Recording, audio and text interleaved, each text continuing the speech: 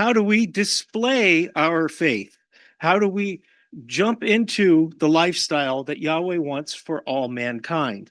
And that is basically a dissertation on Leviticus 23. Yahweh spoke again to Moses, saying, "Speak to the sons of Israel and say to them, the appointed times of Yahweh, which you shall proclaim as holy convocations, my appointed times are these." Whose appointed times are they? Yahweh's, right? Are they the Jews' holy days? No. they Jews follow them as we should follow them too, because we are following Yahweh. He owns the days.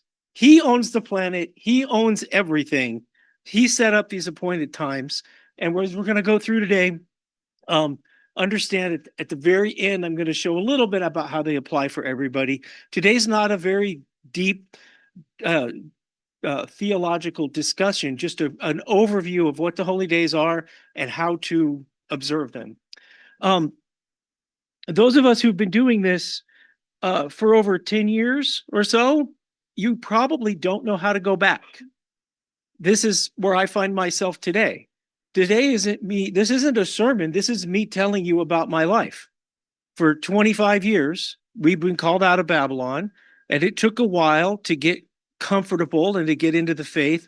But now that we've been keeping the holy days for, I don't know, 20 years or whatever, and my kids have marked all of their events in their lives about these holy days, not about the other ones. Oh, where were we at Sukkot that year? Oh, remember we went up there for Passover that year. Mike, this is our life. This is not a religion. This is not a parsed out part of our lives. This is who we are. And we're children of God, and we're going to act that way. And if other people have a problem with it, it's tough, right? This is who we are, and this is what we do. One way we could show our faith is to keep the appointed times. You are here today. This is the first one. This Shabbat's the first of the appointed times. And we're having a holy convocation. You see how easy this is, right? We could go on about the word and how the word was used 200 BC. And no, it's not hard. It's something that the original Israelites were only going to hear this once every 7 years, and then they were going to do it. So obviously, it's not that complicated, right? Yeshua called the common man to be his disciples. There's a few reasons for that. But when we start adding a bunch of syllables and a bunch of paragraphs to stuff and trying to find out who, who's what, who's who, who's on first, right? It gets all confusing. But if you think back to them only hearing it once every 7 years, then after the Torah cycle starts, they hear it every week in the synagogue on Shabbat, which is Acts 15. They say, what do we do with these Gentiles that are showing up in the synagogue on Shabbat, right? And they say, okay, this is where they're going to start. So another fallacy that we have to deal with, and just a few sentences on this one, is that people get it in their mind that only the Jews had holy days and that only the Jews had dietary restrictions. This is not true. The Roman calendar was invented, it was invented orally, but it became first public knowledge in 304 BC for the purpose of telling the people when to keep Rome's holy days. Rome's culture was a mirror of Israel's. They had false days. To us, they're false days. To them, they were their real days. And they had festivals. Their priests had dietary restrictions. In one case, they would have a horse race once a year, and the winner of the horse that won got cooked and eaten as a sacrifice to the gods. Okay? I mean, they had these things, and we read the Bible as if the whole world was a blank slate of nations, and then Yeshua comes, and then we talk about whether they keep the law or not. They had a law.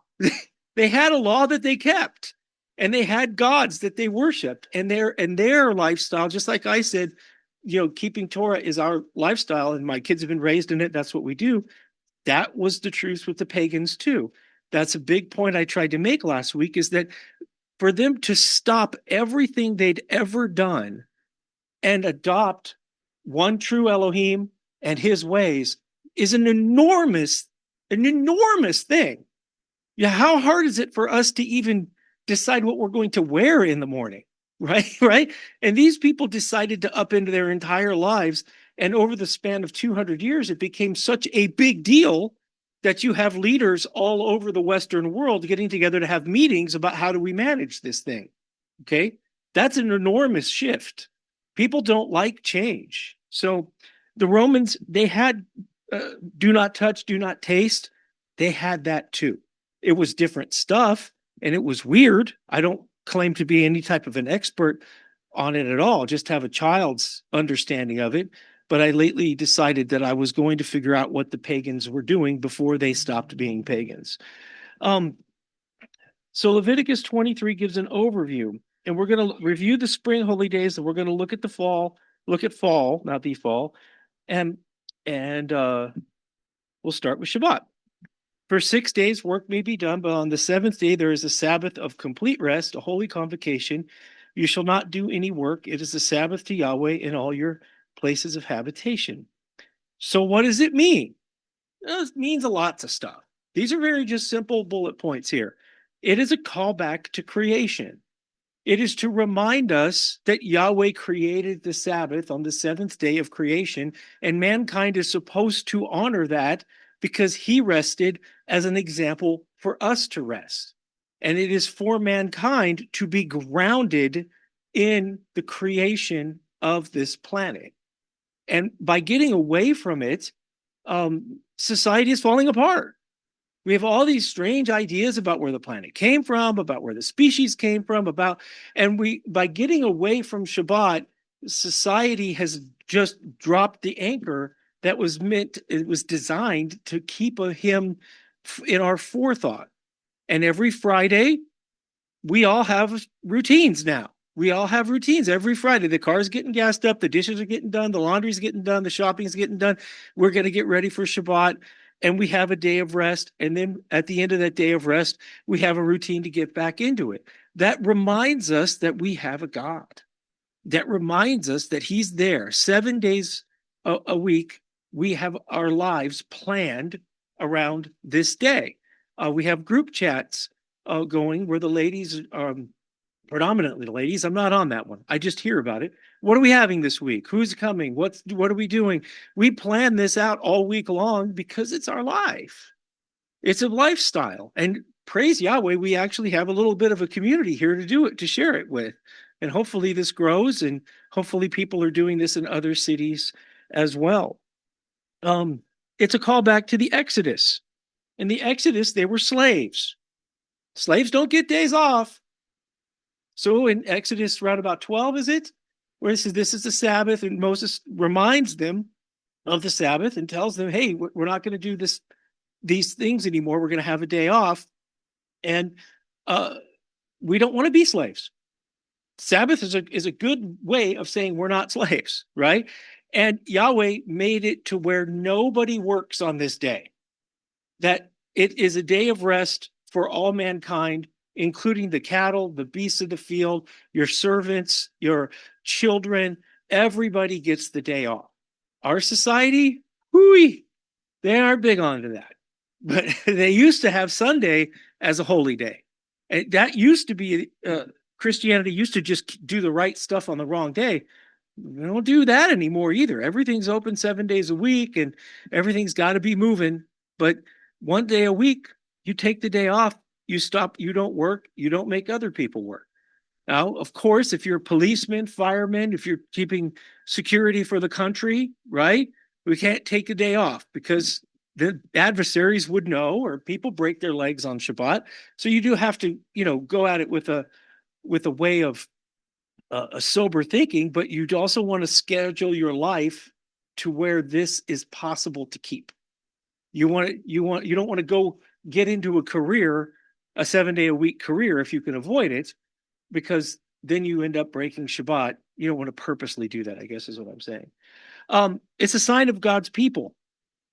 It's a sign for our Elohim, Yahweh, wants us to do stuff.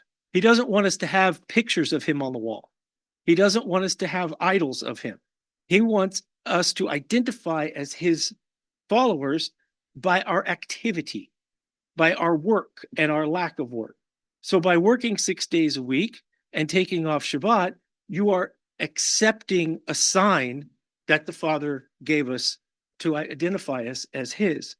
It represents the 1,000 years. In one of Peter's letters, he says a day is as 1,000 years with Yahweh, and we interpret that to mean that the millennial reign, 1,000 years, represents a peace, a rest where Satan is locked up and mankind gets a shot at it for 1,000 years. Oddly enough, at the end of the 1,000 years, mankind messes it up again, but that's where it represents.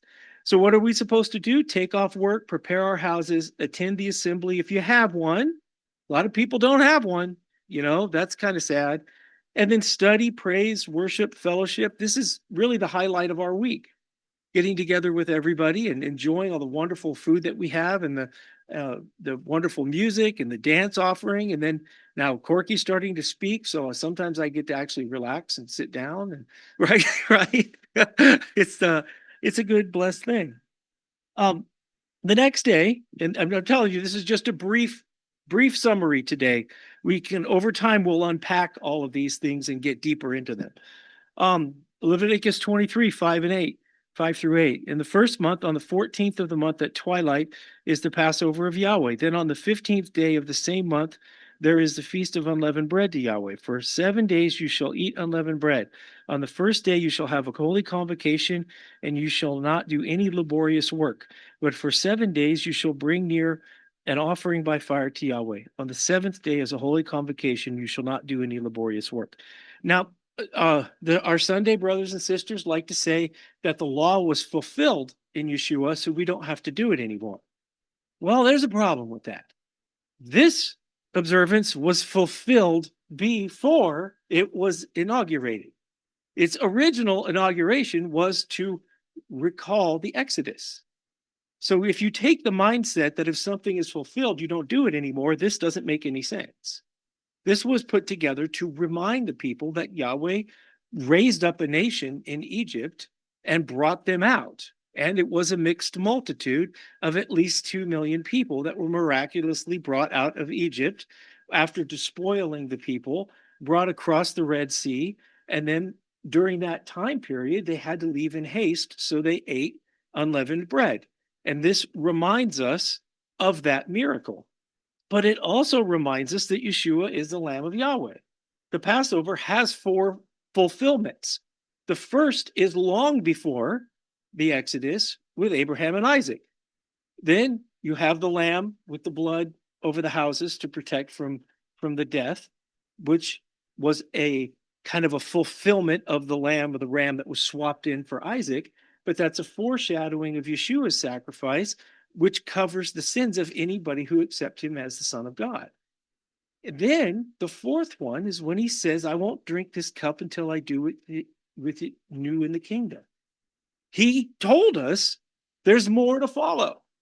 So by following the pattern, we are preparing ourselves to be ready for what's to come. That something else is coming. It's going to be great.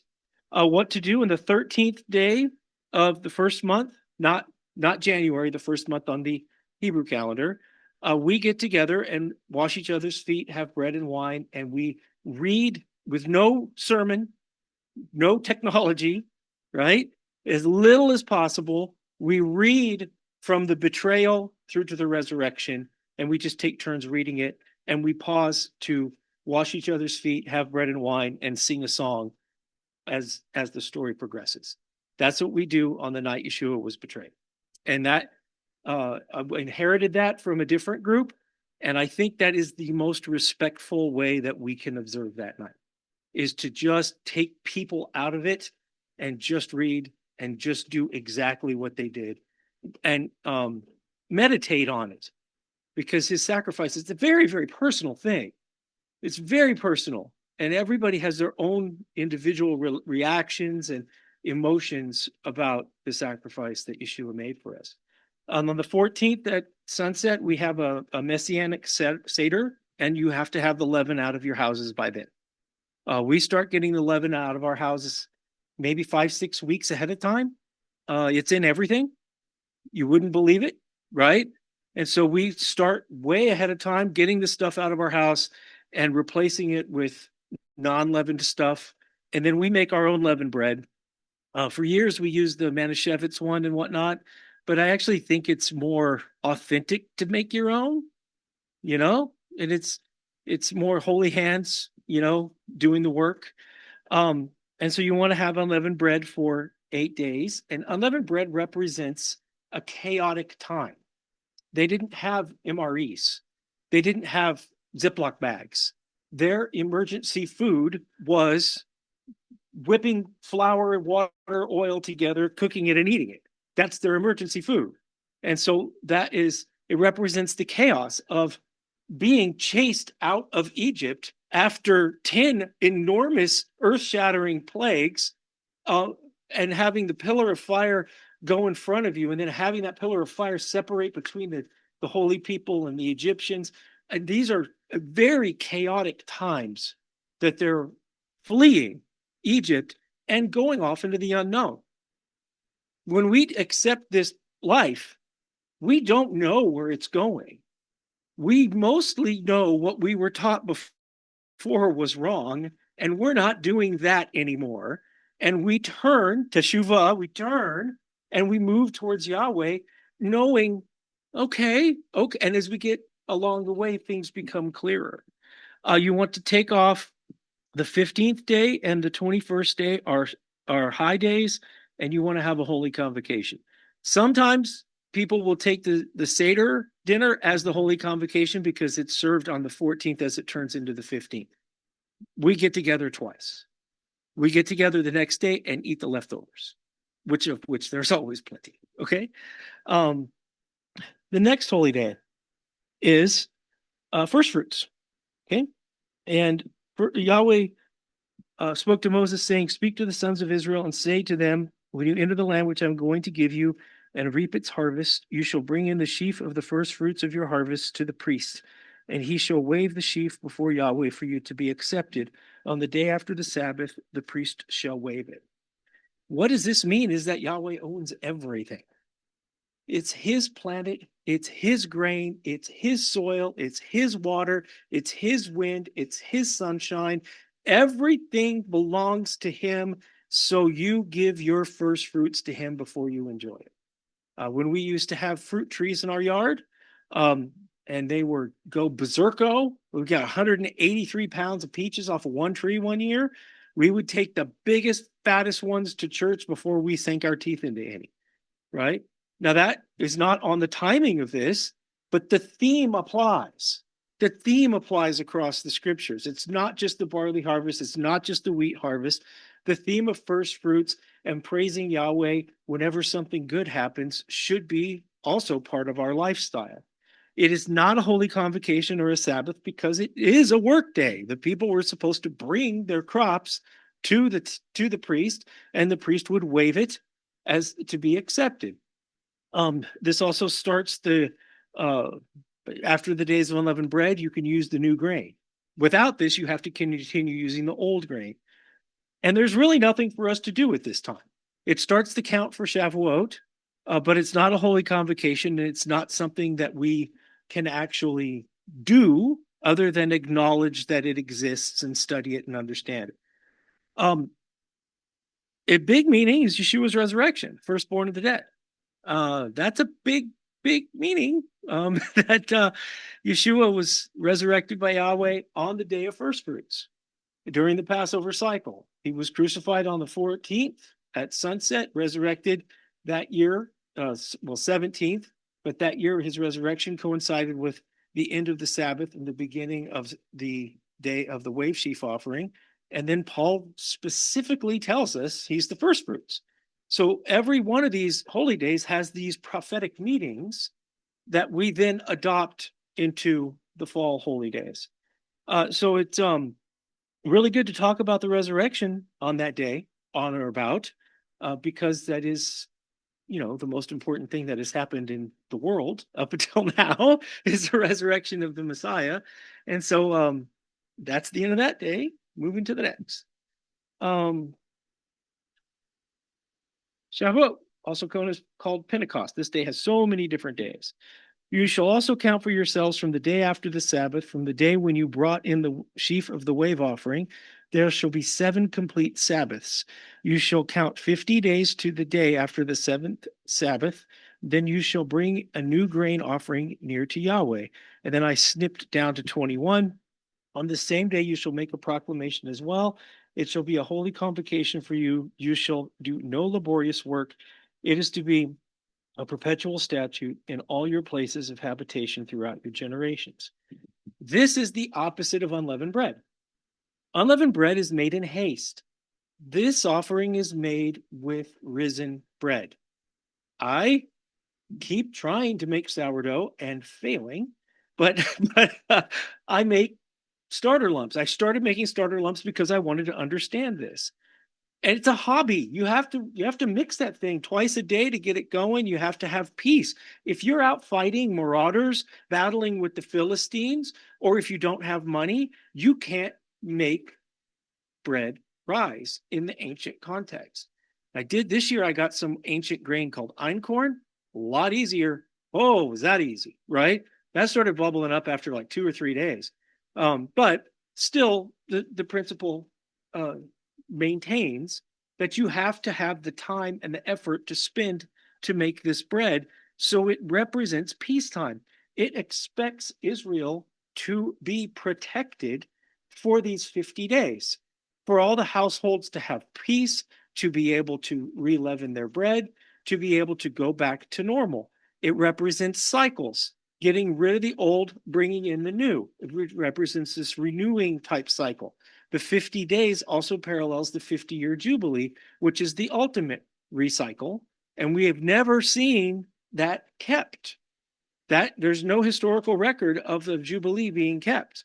So we also look at the millennial time frame as being the first hard reset, and it's going to come as a shock because it's going to be a global one. We eat leavened bread and focus on Acts 2 in the new covenant. The Ruach was given in Acts 2, but think about your individual lives that brought you to this knowledge. This is a miracle, right? That we're called out, that we could see what we could see, that we come here. Think about every individual that was present when the Holy Spirit came down on the apostles. They were from all the known world, Jews, Gentiles, proselytes. Every one of them had a life that led them to be at that place at that time so they could witness it and take it back to their home congregations. Yahweh is in control of this world. Without Acts 2, we today don't exist. Acts 2 is when the gospel went forth from Zion and it went out to the existing synagogues in the Western world and in Africa and in Babylon. And that way, when the apostles got around to preaching out there, the seeds were already planted. An enormous, enormous miracle that takes into account that we have predestination and free will working simultaneously together in harmony in order to bring us where we need to be. Those people made the decisions in their lives to make that pilgrimage on that time, but Yahweh also had influenced their lives so they would make the decisions and be there. Kind of breaks your mind. Okay. Okay. So this is a great, great one. And it is the fulcrum point in my little handy dandy made graphic here, because these spring holy days have these very clear fulfillments that associate to prophecy, that associate to Yeshua. We then look at the fall holy days and go, I wonder if there's something there. Is this pattern going to keep at it? And there certainly is. It's the pivot. All the days on the left have a first century fulfillment, and some have more. Okay, that's another wrong thinking of Western Christianity, is that if something has a fulfillment, you check the box on the spreadsheet and you move on. It's not how the Bible works. The Bible works with these themes and these layers, and things can happen in cycles and in bigger cycles. So it's not a cut and dry thing. Hunter just cruised on by. but the uh, these future fulfillments that come along. And when I have studied to make our Seder, which something I never intended to do, but we had a family many, many years ago wanted to have, when we were a brand new assembly, wanted to have a Seder, and then they left the state right after doing it, and I was left holding the bag to do it again, right? So I read up on the Haggadah and all the Sidurs. I read up on the Jewish stuff about the Seder and made one for us based off of their template, which they're probably not too happy about, but whatever. But as I'm studying it, there is so much Yeshua in a non-Yeshua following Seder that you would just, your jaw would drop.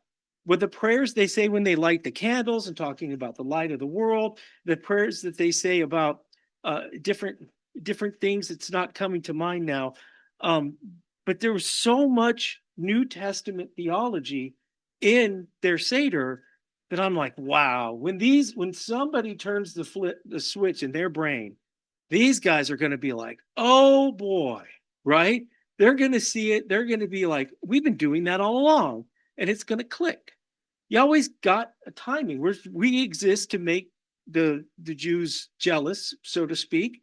And there's coming a time where a lot of people that today we don't think are ever coming our way are going to come our way. And at that same time, we are going to get corrected too. We're going to have things wrong, and we have to be open to when Yeshua comes back to first be able to identify him, and second, be willing to be corrected by him. Because we can't throw these stakes in the ground and act like we know everything when the first century believers didn't even know everything. So how could we claim to know everything if the documents that we have don't even contain all the information? The fact that the Jews tie Yom Teruah to an apocalyptic event is us. That's us. For those who haven't heard me talk about it, the easy answer that everybody says about the parting of the ways, Christianity started in the synagogues, and it started as a sect of Judaism, and it was they were together until the Bar Kokhba revolt, and that's about early 100s, where another guy came along claiming to be the Messiah, said he was going to go defeat Rome and take it back. Didn't, got squashed, right? But people say, well, that's when they separated. The recent history is showing that they didn't separate for hundreds of years. They were together for a long time, which is something we already knew because the Council of Laodicea would not prohibit Christians from Judaizing if they were not doing that.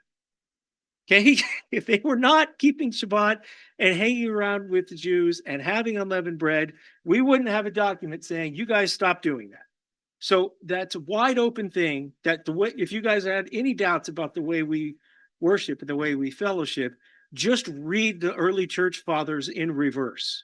And you'll understand that we exist because this way existed in antiquity. And so when I read about Yom Teruah and Yom Kippur, they associate with the coming judgment and the book of life. That's us. That's our scriptures, right? So when they have these ideas in their prayer book, it is, in my opinion, because the two were together for hundreds of years, and the things made sense back in the day. So we come to Yom Teruah, which is the day of trumpets, by the way. It's also called the day of shouting, day of noise, all sorts of different words that you can use to talk about it. Yahweh spoke to Moses, saying, speak to the sons of Israel, saying, in the 7th month, on the 1st of the month, you shall have a rest, a memorial by blowing of trumpets, a holy convocation. You shall not do any laborious work, but you shall bring an offering by fire near to Yahweh. Its meaning, and I put this one, transparency, as the first because I like the theme. Yahweh doesn't do anything without first telling us through his prophets. He doesn't go into a land in secret. If he's going to go take a land, he sends trumpets. He announces it. You know it's coming. And he's so powerful, there is nothing you can do about it. This is the story of Jericho, and the story of Rahab. When Rahab saw that army and she saw the spies, she's like, You guys are going to win. I heard what your God did. Our God didn't do that. And she got on the right side of history and is within the lineage of the Messiah. Pretty good stuff there, right? So he does it wide open. Jericho didn't come down with mortars, with rockets, with bullets, with pickaxes. It came down through faith displayed as works. March around this city 7 times. On the 7th time, you blow trumpets, and the walls come down. Well, what is that parallel? 1,000 years is a day. 6,000 years, Satan locked up, Satan released at the 7,000th year, off we go into eternity. Same story, and you see how they march around a little circle, but it applies to the big circle as well. We've got so many parallels here. It's the day of the Lord. This is the only holy day that starts on the beginning of a month, which is why it's called the day that no man knows. Because you can prepare for Passover, because it on the 10th day of the first month is when they grabbed a lamb, and the 14th day, which is mid-month, is when the Passover was sacrificed. Shavuot doesn't sneak up on anybody, okay? Count 50 days. This day is the one that you don't know is coming. You got a good idea, right around 28 days from the last new moon, you start getting ready, start looking around. When you hear the trumpet, it's time to go. When we hear that trumpet that Yeshua is coming back, it's time to go, and you don't go back and get your code. You don't look back. You only look forward when you hear that last trump coming. It signifies the return of Yeshua. It is joy for the good guys. I don't know why believers are so tied up looking at prophecy and making themselves scared. We're on the winning side. Why are you scared? Right? If he saved Rahab, right? If stuff's coming, and if it's bad for us, so be it. We're going to be in the resurrection. Easy to say here in America with full bellies, right? But the people on the internet, so much time spent worrying about the next economic disaster and the next this and the next that. But we know this stuff so that we can look forward to the return of Yeshua. When we see him coming on the clouds with the angels, that means all of this is over. The pain, the sorrow, the misery, the poverty, the wars, the abortions, all of it's coming to an end. That's good news. Isn't that what the gospel is? The good news of the kingdom of God? So we should be looking forward to this. We take the day off, we have a holy convocation, and we celebrate the coming return, and we focus on the kingdom to come on the first day of the 7th month on the Hebrew calendar. The next is Yom Kippur. And Yahweh spoke to Moses, saying, on exactly the 10th day of this 7th month is the day of atonement. It shall be a holy convocation for you. You shall humble your souls and bring an offering by fire near to Yahweh. And you shall not do any work on this same day, for it is a day of atonement, to make atonement on your behalf before Yahweh your Elohim. If there is any person who will not humble himself on this day, he shall be cut off from his people. And as for any person who does any work on this same day, that person I will cause to perish from among his people. You shall do no work at all. It is to be a perpetual statute throughout your generations in all your places of habitation. It is to be a Sabbath of complete rest to you, and you shall humble your souls on the 9th of the month at evening. From evening until evening, you shall keep your Sabbath. This holy day, when they tell us that we're works-based, this holy day pops that bubble permanently. Because this holy day shows that we need a mediator. That the entire nation of Israel was commanded to do absolutely nothing but trust the high priest was doing what he was supposed to do to get their sins absolved for the next year. If this isn't a foreshadowing of Yeshua, I don't know what is. Yeshua had specific garments that he was buried in, similar to the garments of the high priest.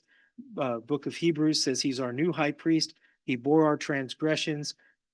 This one goes on and on and on, that he mediates between us and Yahweh, just like Moses in Exodus 32, where he said, if you're going to take them, blot me out of your book, which you have written. Yeshua bore our transgressions to a greater degree than Moses. This holy day is so holy. It's so enormously important that we are commanded to try to live without Yahweh. See if you can make it 24 hours without food and water, which you can. Add in oxygen, and we don't last that long, right? Right? Trying to not take in the gifts that God has given us for 24 hours is an incredible, humbling experience. And I know there's some debate out there because anah doesn't mean fast, but we have the New Testament, and Paul called it a fast. So stop studying, take your answer, and go home. Okay. Okay. There's no reason to keep studying. I don't know why these guys do it.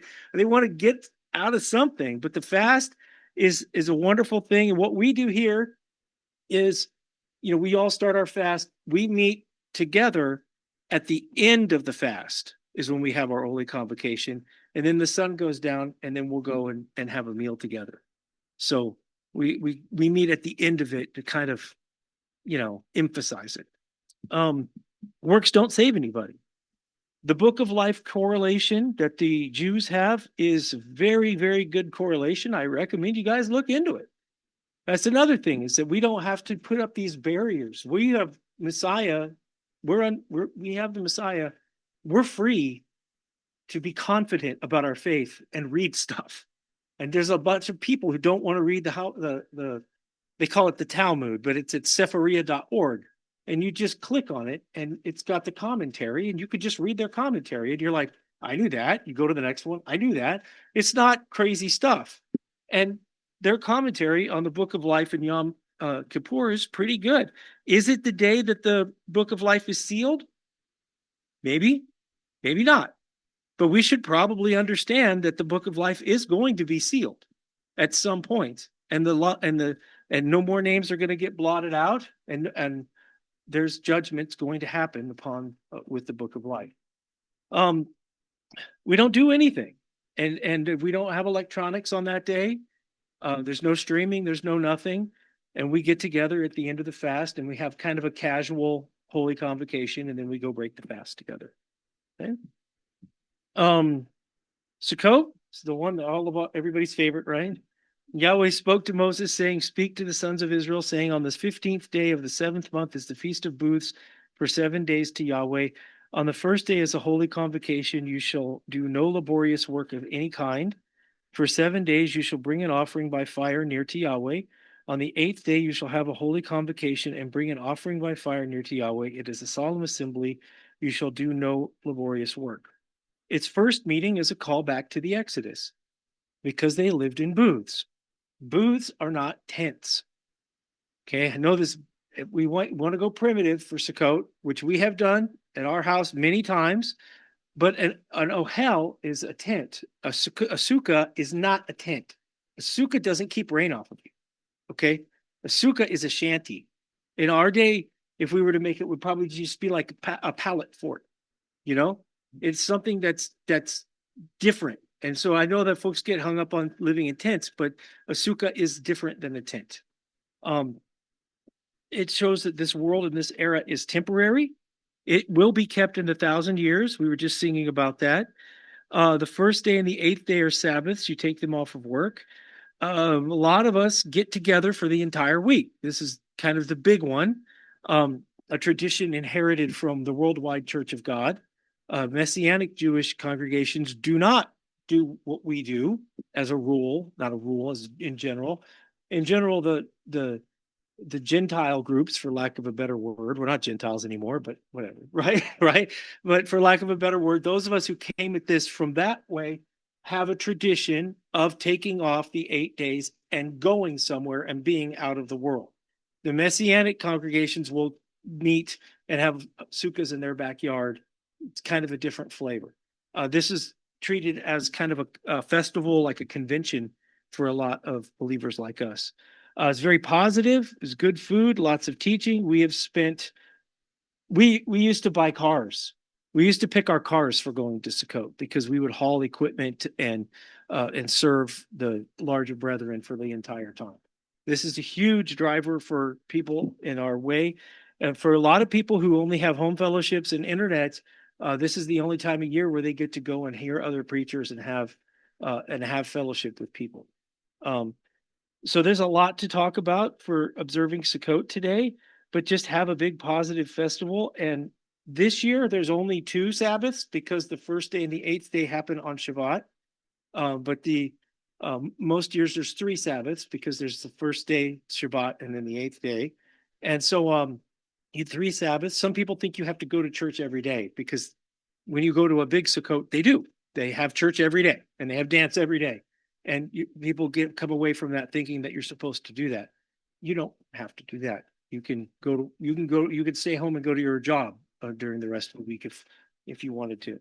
It's a very positive observation, good foods, lots and lots of teaching, lots of specialness. The big Sukkot that we used to go to would have fireworks night.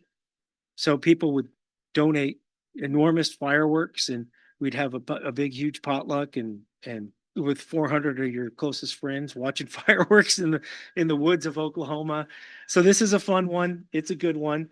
The meaning is there's plenty of them, but we know it's going to be kept in the 1,000 years. And we tend to associate it with the Olam Haba, with the world to come, because the millennial kingdom, everybody's going to keep it. The 8th day is a gateway day. On the 8th day of a male's life, he is both uncircumcised and circumcised. And this is the transition period. So the 8th day represents the transition from this world to the next world. Because on the 8th day represents the end of the 1,000 years, Revelation 20, Great White Throne Judgment, where everything from the before time is completely wrapped up, done, close the books on that.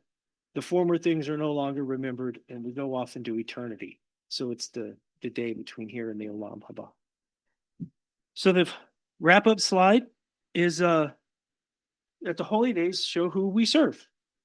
And I didn't really have to study for this one because it's just talking about what I do in my life. I take off my holidays in the beginning of the year at work every year, same set of holidays that nobody else at my job takes off. And I do this and I love it. And I do it and hope that everybody joins us or goes somewhere or joins somebody and does the same thing. This is a wonderful, wonderful lifestyle. If we're to be Christian people, we must live like the first Christians lived. We have to follow in Yeshua's footsteps, which includes pilgrimage festivals, which includes Shabbat, which includes a specific diet of no pork on the fork and no swine on your mind. You are to be what you are to be, not double-minded. And that seems like a stretch, but I'm here to tell you, this is the last 25 years of my life. I have no idea what that would look like if we didn't do this. My family would get together on Christmas and Easter and fight to the death, screaming and hollering. There was no peace on any of that. All the family members would come in from out of town with grudges from days gone by and this and that. This lifestyle is about Yahweh. It's not about us. It's about Yeshua. It's not about us. It's about the kingdom. It's about positivity.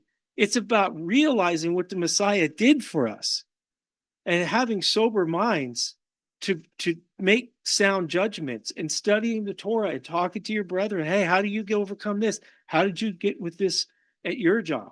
How did you find that career, right? There's all kinds of fun stuff to do with this. It's a huge, huge blessing. Their documents, the New Testament.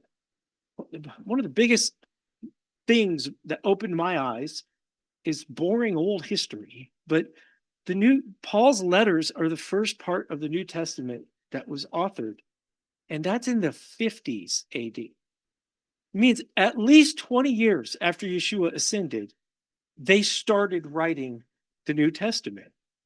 That's important because that means for that 20 years as it's growing, what scriptures are they using? They only have the Tanakh. They only have the Old Testament. That's all they had. And so they didn't think they needed a New Testament until they started getting old. Paul's letters written 20, 30 years later are referencing scripture like he breathes to people that were supposed to not follow the law anymore. That doesn't make any sense. When Paul is quoting, some of his passages have sentence, Bible verse, sentence, Bible verse, sentence, Bible verse, and he's expecting you to see that Bible verse and understand the context in which it was written. So these people had to have known their Old Testament in order to read his letters. So these are huge. So when he references, therefore, let us keep the feast, you rest assured he's talking about the Feast of Unleavened Bread. He's not talking about the Feast of Dionysius II, right? He's talking about God's festival days. When the book of Acts says, therefore, the fast has passed, so the sea was getting rough. That's them saying that Yom Kippur had come, so now it's fall, so now the sea is rough. That is an anchor point. That's like you and me saying it was Thanksgiving, so the leaves were falling, except for our UK friends. That's a holiday in November, bro. Okay. So yeah. So we have these references today where we make reference to July 4th, right? 95 degrees and fireworks in the air, right? These guys are making those references in the New Testament that the readers wouldn't understand. The author of Acts expected everybody who ever read that for the rest of eternity to know they were talking about Yom Kippur. So that's very difficult to say that the law was done away with. The holy days are a huge blessing. They allow us to walk in the footsteps of Yeshua and the apostles, and living life with God's holy days opens up the scriptures. When you do it, when we come back from Sukkot, we're not traveling anymore because we have this, but we come back from Sukkot and we'd see that the harvest had been to come in, right? You see other people calling the calendar early, and you come back and at the end of their Sukkot, the corn is still this tall in the ground, right? Right? Sorry, right? You're wrong, right? Because it's an agricultural celebration. So when you start living it, you don't need to do so much studying because you can actually see the things. So with that, I will wrap up and open up the mics for comments, questions, corrections.